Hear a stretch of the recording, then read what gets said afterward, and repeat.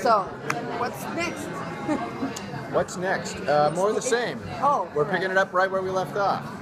So Bert just got almost through directing the first episode back, and we're moments later from. I mean, we have to deal with all the turmoil in the house, the dead body, the head down the stairs, the blood on the walls, the emotional impact for Juliet and Nick in trouble. How do I explain this? The FBI is going to show up because a federal officer was killed. There's a lot of stuff. Everything. All right. And why do you think this show is so successful? Why do you think that people are drawn to it so much? I think because we're trying to explain the real world in almost a psychoanalytical way, because we explain the monsters within. We give faces to the monsters that live within people, and we know that people behave in monstrous ways. So we just are trying to explain reality in a different way, give another explanation for human motivation and violence.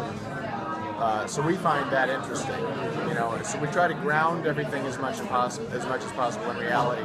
Even when we do a Vesson, even when we do the way they behave, we are careful in how we, whatever poison they use, whatever, it is grounded in some kind of reality. I always found that historically, in times where there's been a lot of world problems, these kind of stories, universal stories, become very attractive. But somehow, may give meaning to what's going on in the world now. And also it's fun. The show is fun. And we try to have a lot of fun. Yeah. That's our first rule. All right. I think people be entertaining. People look forward to meeting a new vessel. Yeah. I think that's an exciting thing. Oh, what's this going to be? This octopus guy. Yeah. Wow, what does he do? And we like finding humor in very dark places. Yeah.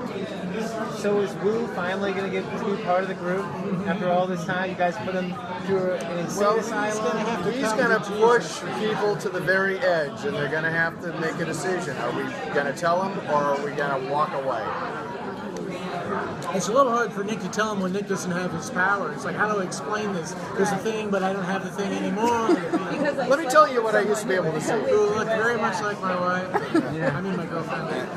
My wife. I think it's especially hard on Hank, who went through that same thing. And so he's totally empathic to what Wu's going through, and he feels guilty. He needs to know, because I know what I went through. So we'll see. I think that also, there's a wonderful scene in the hospital that we're shooting on Monday with Hank and Wu. And Hank is about to tell him, is he? Will he? I love the decision you guys made to take away Nick's power at the end of the season. I'm wondering, was that tied into the decision to add trouble, or were they two individual decisions that came together in a really cool way? They were two completely separate decisions. We didn't really know, because we write in a way that we let the characters kind of lead us through the stories. We really didn't make those decisions until way toward the end of the season. But it fit together nicely. Yeah. He has, some eyes and ears out there. And literally, we did not know Trouble was going to be involved in that last wedding until I think the episode before. Last question, guys. Do you have in mind the way for Grimm to end?